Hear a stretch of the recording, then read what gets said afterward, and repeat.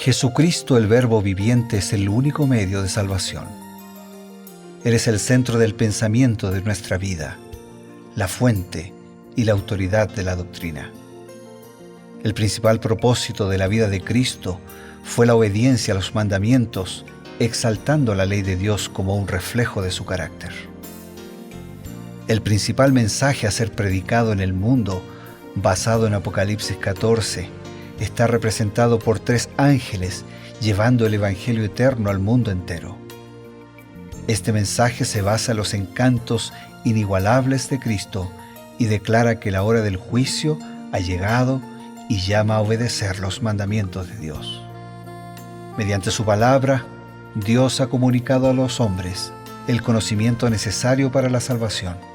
Las Santas Escrituras deben ser aceptadas como dotadas de autoridad absoluta y como revelación infalible de su voluntad. Y aunque el canon de las Escrituras inspiradas está cerrado, el Espíritu Santo continúa iluminando, amonestando y confortando al pueblo de Dios a través del testimonio de Jesús, el Espíritu de profecía.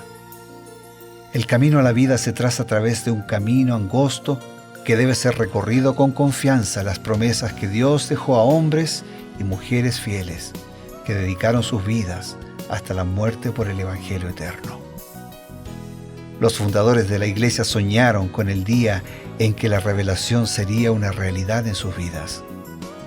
Miraron con los ojos de la fe a aquel día glorioso cuando finalmente la promesa sería cumplida en la venida magistral de Jesucristo a esta tierra para recompensar a cada uno según sea su obra.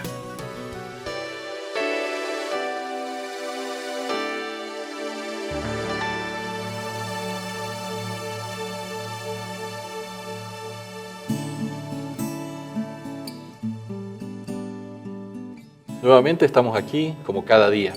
Queremos realizar esta caminata no solamente juntos, entre ustedes, nosotros aquí en el sede de la Nuevo Tiempo, sino también con Dios, que es la compañía más importante porque nos lleva a un rumbo seguro, por un camino seguro, y también tenemos una meta completamente segura que es la patria celestial. Para profundizar nuestra caminata y con el Espíritu de Profecía tenemos la presencia del pastor Bruno Razo, quien nos acompaña en este momento. Muchas gracias, Pastor Eber. Siempre es un gusto poder estar juntos nosotros y saber que tantos amigos y hermanos diariamente nos convocamos para crecer juntos en las cosas de Dios. Qué bueno. Nosotros hemos estado justamente realizando una caminata con el pueblo de Israel a través del libro del Éxodo en estos días y vimos que Dios estaba triste porque les había dicho, no quiero representación de mi persona, pero ellos hicieron rápidamente un becerro, lo adoraron, hubo tristeza en el corazón de Dios, hubo una intercesión en Moisés y bueno, Moisés también como ser humano tuvo una reacción, él quebró, tiró las tablas de la ley como una reacción humana y por supuesto se indignó. Pero ahora Dios le dice, voy a restituir el pacto, les voy a dar una nueva oportunidad. Pero Dios le dice también a Moisés, no quiero que ninguno suba contigo, ni animal, ni persona, nadie. No, nadie debe subir. Ahí está justamente en Éxodo 34, los versículos primeros, versículos 3, 4 por allí, le está dando esa indicación. Ahora, es interesante que la confirmación del perdón de Dios y la renovación del pacto fue dada a Moisés solo en el monte. Y cuando él descendió del monte, tenía un aspecto diferente.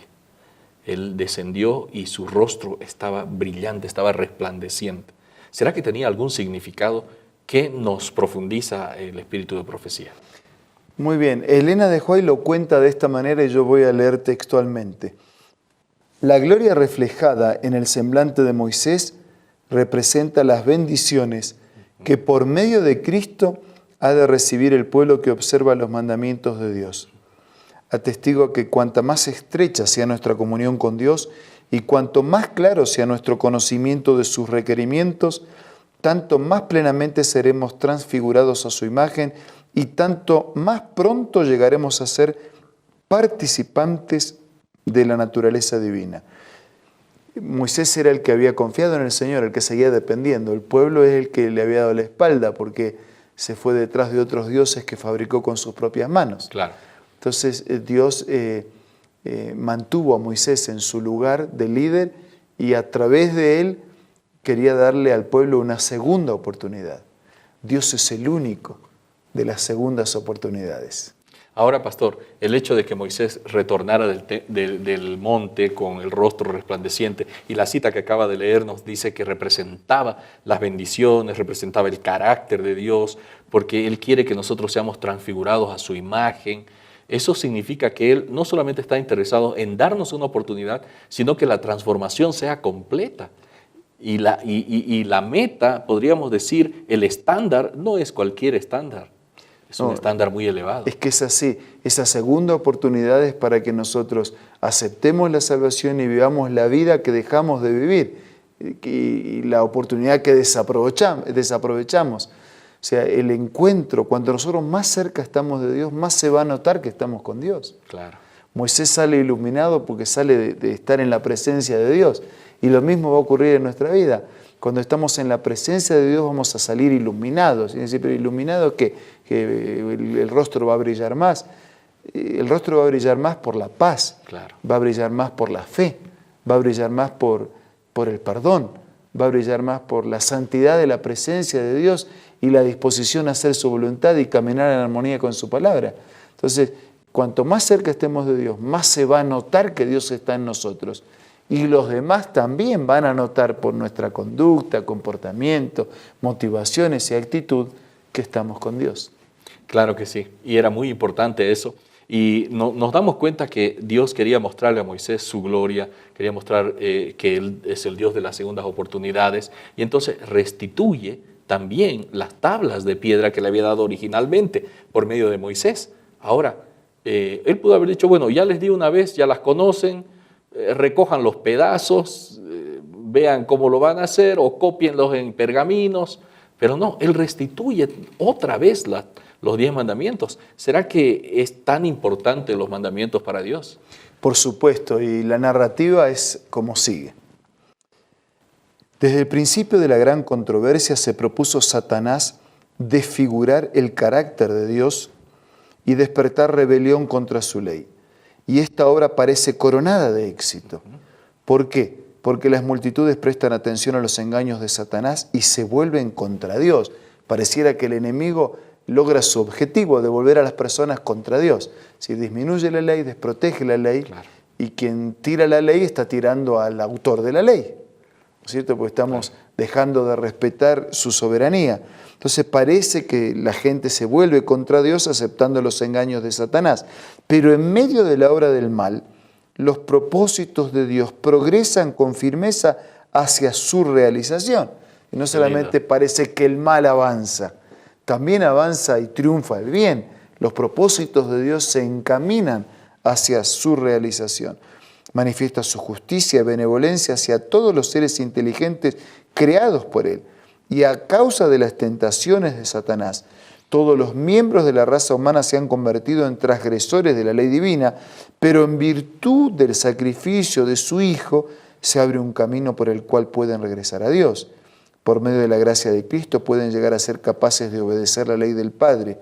Y así, en todos los tiempos, de entre la apostasía y la rebelión, Dios saca un pueblo que le es fiel, un pueblo en cuyo corazón está su ley. Qué bueno. Por las tentaciones del enemigo, por acceder, por caer en la tentación, nos alejamos de Dios y de su ley. Pero por los méritos de Cristo, por la obra del Señor, que nos busca, que nos llama, somos atraídos a su gracia y a su poder. Y cuando Jesús actúa, somos convencidos de nuestra vida de pecado, pero también somos convertidos a una vida nueva. Y entonces lo que para mí era extraño, lo que para mí era un disgusto, termina siendo un gusto. Claro. Escribiré mis leyes en su corazón. Y dice, tu ley está en medio de mi corazón y me agrada hacer tu voluntad. O sea, el enemigo nos tienta, nos hace caer, nos aleja de Dios. Jesús nos busca, nos atrae, nos da su poder para que creyentes seamos vencedores, victoriosos y obedientes a su palabra. Ahora bien, tenemos un enemigo que es el enemigo de Dios, que aborrece la ley. Y entonces Dios sabe que la ley de Dios es importante y por eso le restituye al pueblo de Dios a través de Moisés unas nuevas tablas. Ahora, utilizando ese texto profético también que dice que Dios quiere darnos las leyes ya no solamente en tablas de piedra, quiere decir, simboliza una obediencia formal, sino también en las tablas de nuestro corazón. Así es. Tenemos que internalizar esos 10 mandamientos que son el reflejo del gobierno y el carácter de Dios. Así es, exactamente. El problema que a veces algunas personas tienen con la ley es cuando desvirtúan el objetivo de la ley. Uno dice, ¿la ley es para salvarme? No, la ley no es para salvarme. El que me salva es Jesús, a quien lo recibo su gracia a través de la fe. Entonces, ya que la ley no es para salvarme, ¿qué hago? ¿La tiro la ley? No tires la ley. Porque si tiramos la ley, terminamos tirando todo. Claro. ¿Cómo es que tiramos todo? Porque la transgresión de la ley es pecado. Así que si yo tiro la ley, si yo tiro la ley que dice que no hay semáforo en rojo, entonces no hay transgresión cuando pasa un semáforo en rojo. Y todo se vuelve un caos. Entonces tiro la ley, no hay pecado. Y si tiro la ley y no hay pecado, entonces si no hay pecado, no necesito de la gracia, no necesito del Evangelio, no necesito de Jesús, no necesito de un predicador y no necesito de una iglesia. Así que tirando la ley, tiramos todo. Entonces, la ley no hay que tirarla. ¿Es para salvarme? No es para salvarme. Lo que me salva es Jesús. Pero cuando soy salvo por Jesús, entonces Jesús vive en mi corazón. Y su ley vive en mi corazón.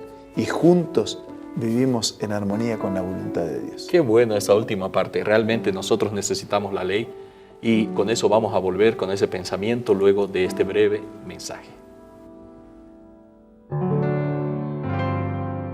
Hola, hoy tengo otra cita muy linda para compartir contigo. Dios nos ha dado la facultad de elección. A nosotros nos toca ejercitarla. No podemos cambiar nuestros corazones ni dirigir nuestros pensamientos, impulsos y afectos. No podemos hacernos puros, propios para el servicio de Dios. Pero sí podemos escoger el servir a Dios. Podemos entregarle nuestra voluntad y entonces Él obrará en nosotros el querer y el hacer según su buena voluntad. Esta cita puedes encontrarla en el libro La Temperancia. También puedes hacerlo descargando la aplicación Elena G. de White del App Store o del Play Store. Estamos muy agradecidos a Dios por estos maravillosos consejos de su palabra y también de la inspiración profética. Ahora nos queda despedirnos, pero antes un llamado.